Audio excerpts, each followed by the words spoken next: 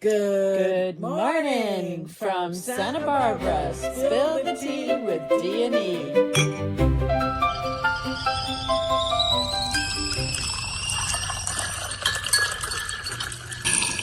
Good morning. Hey, how are you this morning? I'm really good. I am really good too. Dominique is in the house. Woohoo! Yeah. And Erica. How many eggs did you get this morning? 5. Not too shabby. Mm-mm. So what are you drinking? You know, this morning I have a glass of water. Wow. No tea, just water. Okay. It was so hot here. Exactly. That's the reason exactly. why. Yeah. I just, my body got hungry for just some old-fashioned plain water. Yeah, I'm doing lemon and ginger with a little honey. I'm planning on having some Earl Grey a little bit later. Yep, lemon, ginger, little honey. It's really good for you. And I like it. It's got a bite to it. Boy, that ginger from the yard, holy cow. Fresh grown. Yeah, it is. Very fresh. So what are we going to talk about today? I'm excited. Well, just a friendly update. Tomorrow, the lottery, and I never buy lottery tickets, but I buy them when they're crazy stupid, because if somebody's got to win, right? You just got to believe it's real. It's not like some kind of crazy like Ponzi thing. So I'm going to support, like I always say, and you always say too, you know what, why we're doing is we're supporting the schools. So the power, because is like going to be tomorrow, or today, I'm sorry, the power tonight, $600 million. Oh, that's a nice chunk. Yeah, it's a nice round number. We could do a lot with that. Let's spill the tea on the California lottery. Jackpot for schools are a clever shell game. Yeah, that's kind of how it was pitched to us, right? Back, 84? Mm-hmm. So welcome to Spill the Tea with Save D&E.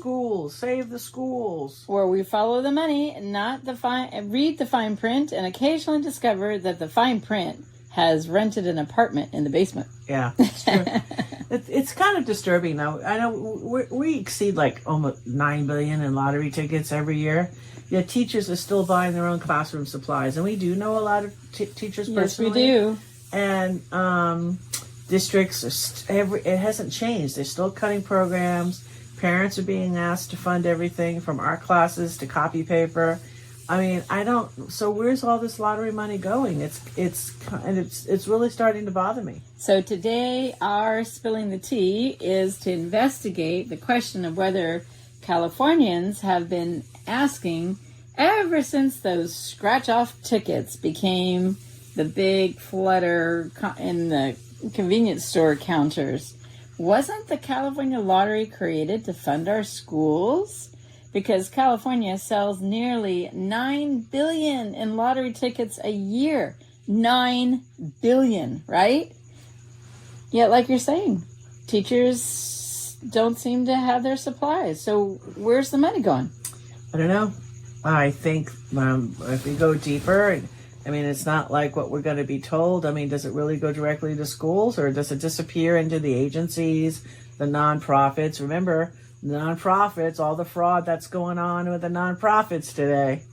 Administrative accounts, consultants. I mean, like who's the commissions being paid?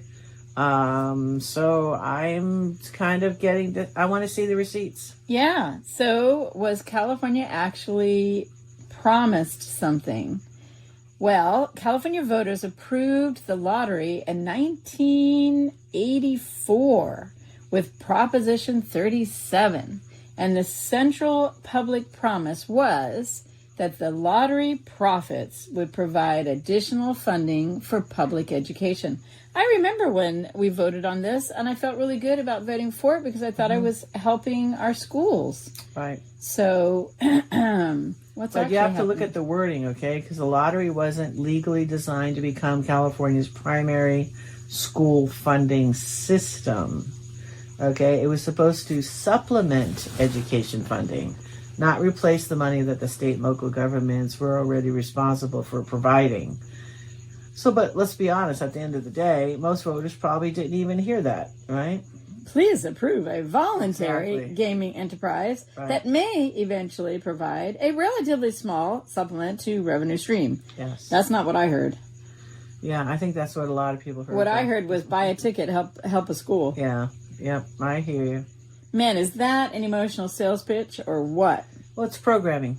And when people see the billions of dollars in lottery sales, well, we Californians naturally assume that billions must be flowing into classrooms. Yeah. That is not what happened. So that's when you have the I never knew that moment. Ooh, that's a painful one. Yeah. So here's today's I never knew that. During the fiscal year ending June 30th, 2025, Californians purchased approximately $8.93 billion in lottery tickets, but only $1.84 billion, or 20.6 cents from every sales dollar, was earned for education. Meanwhile, there's a certain percentage that went to the prize, retail costs, game costs, operating expense, and that tiny little bit went to education. But wait a minute. The lottery was promoted around schools, but approximately 2/3 of the money goes back out as prizes. Correct. And the argument from the lottery is that the larger and more frequent prizes encourage more people to play. But when you're looking at the stats and when people are analyzing that, that's not true. They're finding that it's not true.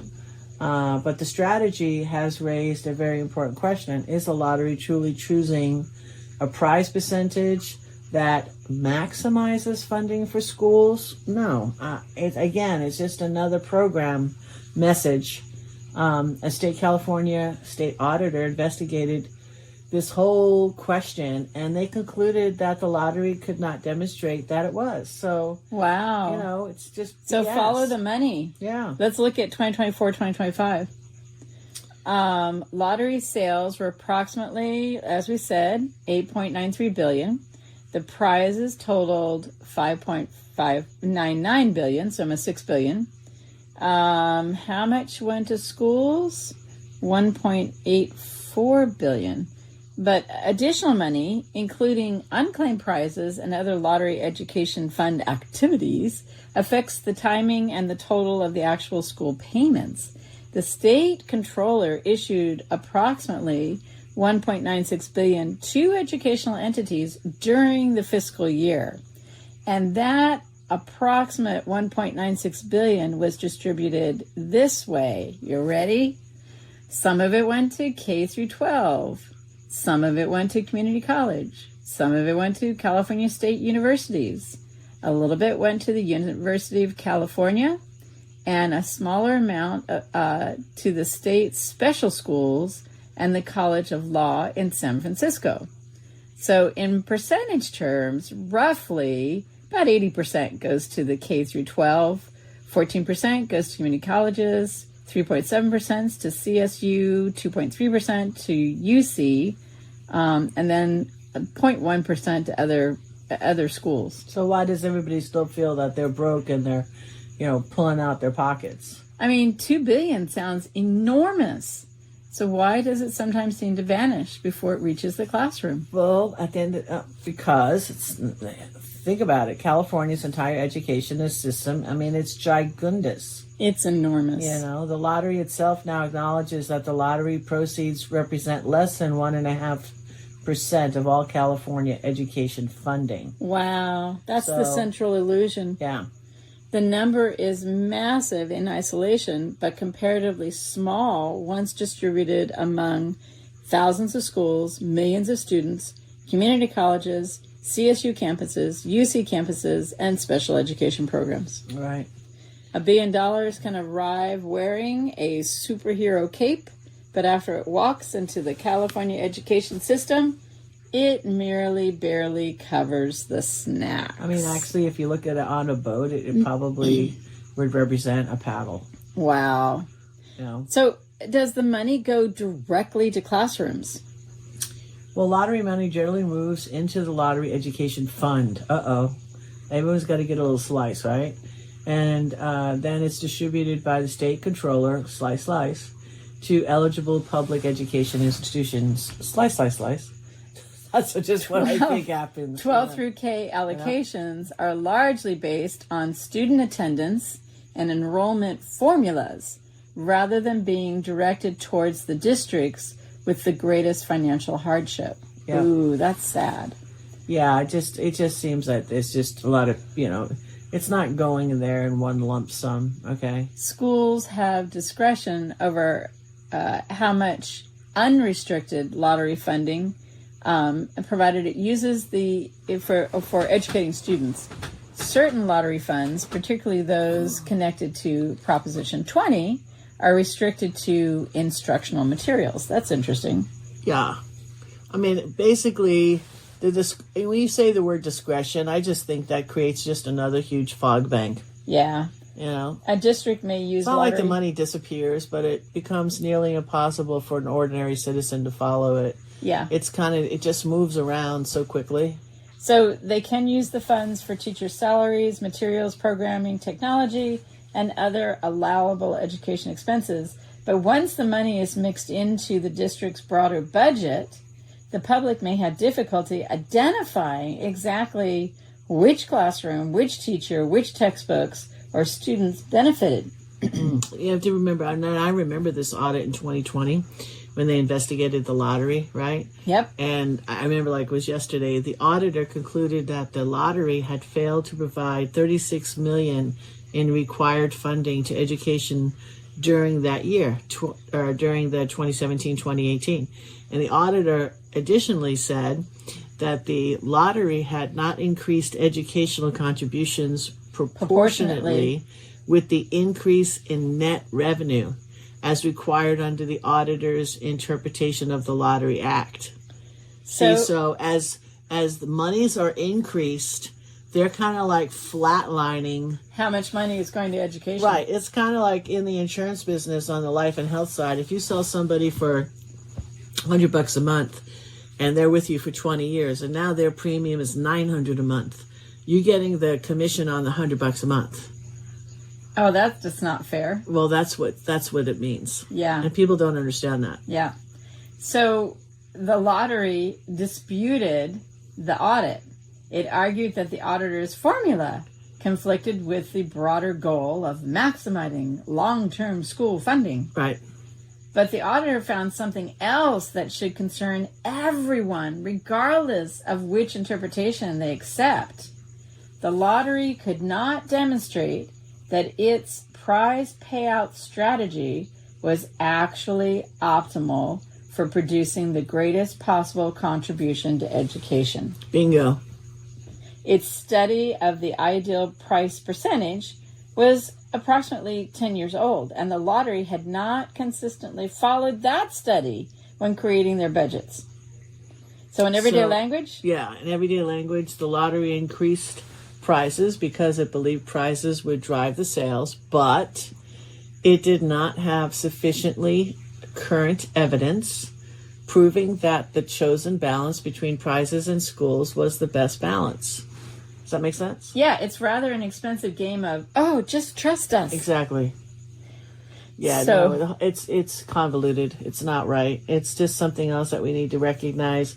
It has to be put in an easier. People will wake up. They'll understand. It's the analogy that I left where, you set something up at a certain price, and as it increases, the winnings, everything isn't increasing with the winnings. Right.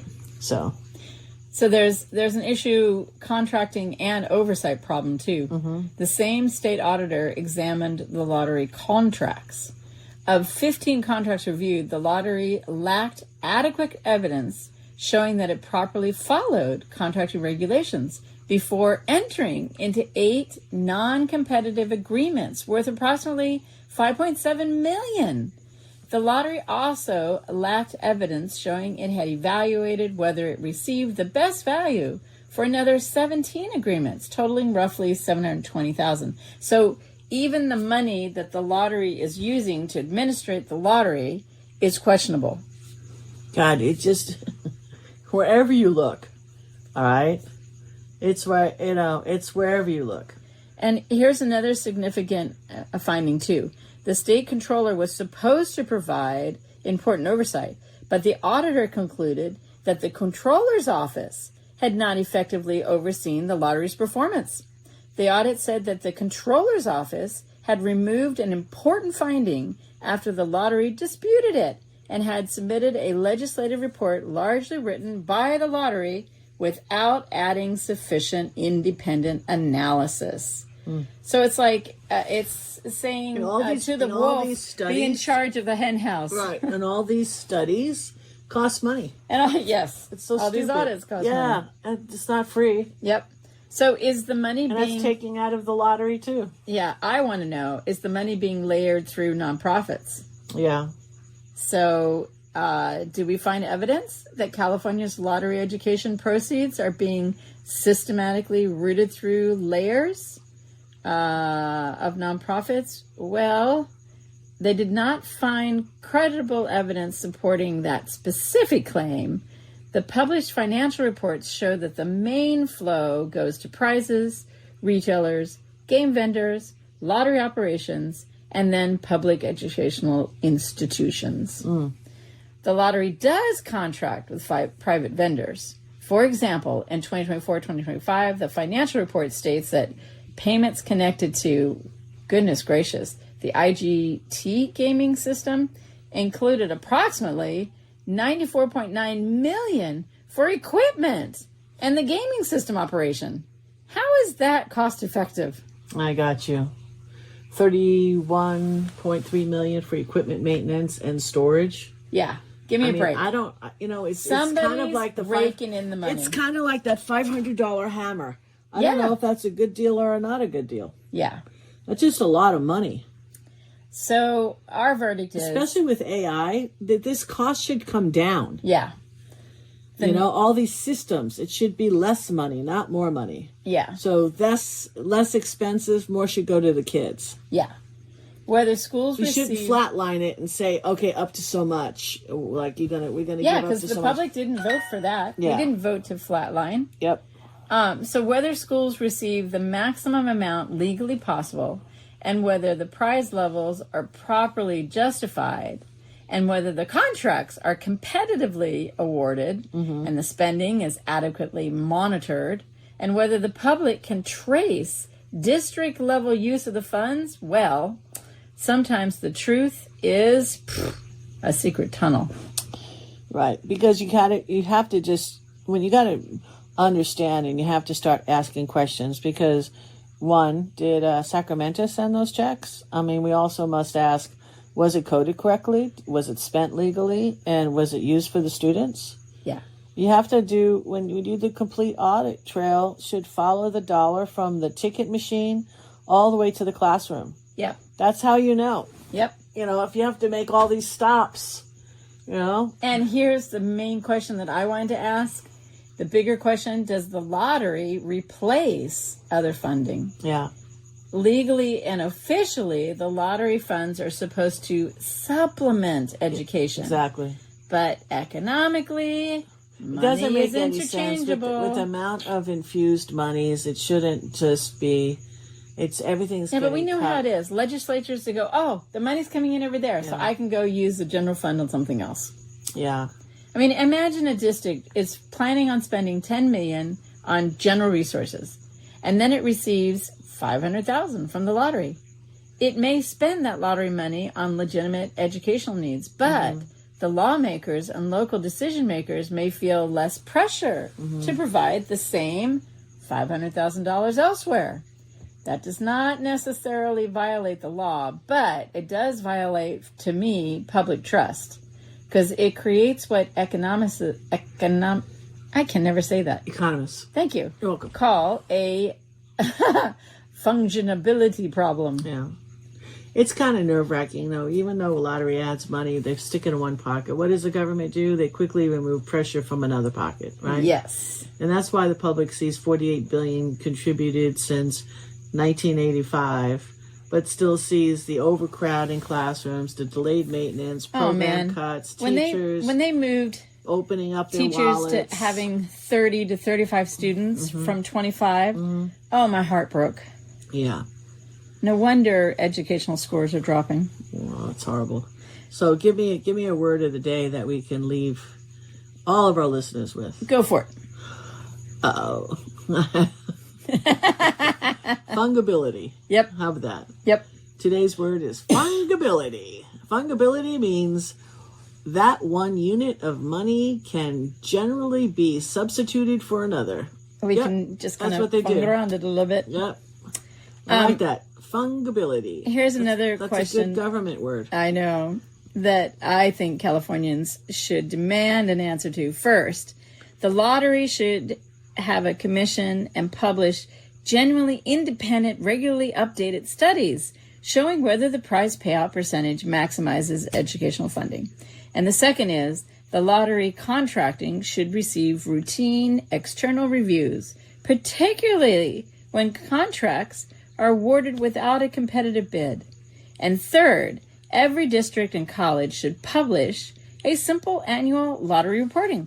Show us the money you received, where you put the money, what programs and accounts charge, and the amount that was spent directly for the classrooms. Transparency. Yeah. We want transparency. Yeah. So, State reports should clearly distinguish ticket sales versus educational revenue, cash transferred, cash actually spent by the recipients. yeah. These are different numbers, and mixing them up creates accounting fog. Yeah. And that means we don't know what's happening with our tax dollars. So, last thing, stop advertising lottery in a way that leaves the public believing that it's a major funding pillar for education, because It's not. It's a joke. It's in more programming. It's disgusting. The lottery own documents say provides less than 1.5% of overall education funding. You hear that? 1.5%. That's it. Yeah, such joke. Okay, and Ben, own this though, because I've known you for a lot of years, and every time we buy a ticket or two, it's kind of like we're supporting the kids. I mean, honestly, That's not true. I might as well just write a check, Yes. myself, Yes. to a teacher, Yes. that I like, Yes. and say, hey, I know you dig. I know you're buying pencils and erasers. right. I know you dig in your pocket Because here. you're teaching cursive off Right, period, so that right. nobody knows you're actually teaching cursive. Exactly. Go, teachers. Yeah, exactly. So every time the phrase benefiting California schools is used, roll your eyes. Yes. Okay? Just roll your eyes. Yep. So is the California lottery money going to education? Yes. Okay, it is. That's a fact. But it's way smaller than what we're led to think we were it is. programmed to believe. Yeah. Okay, not remotely what I thought it was. All right. All right? Ready for a toast? Yep. To every Californian willing to look beyond the giant jackpot number and ask those smaller, sharper questions. How many cents from my ticket actually reached education? Yeah, cents. True. All right, excellent. How about this? Today we raise our cups. Everybody raise your cup. All right? All the listeners of Spill the Tea with D&E. To every teacher out there who's purchased pencils, tissues, books, snacks, art supplies, and classroom decorations with their own personal money. We salute you. We salute you. And we love you. Yep. All right, so we have to stick together here. All right, maybe we can help. And just a prayer out there, may our public school money travel in daylight, and may the audits have teeth, and may our schools never have to gamble on whether they receive what they need. Cheers to that, Dominique. Cheers. Hey, everybody, if you would like to support us in another way, best place to go, make a little donation. We accept everything. sbwellness.org. Thank you, everybody. Bye for now.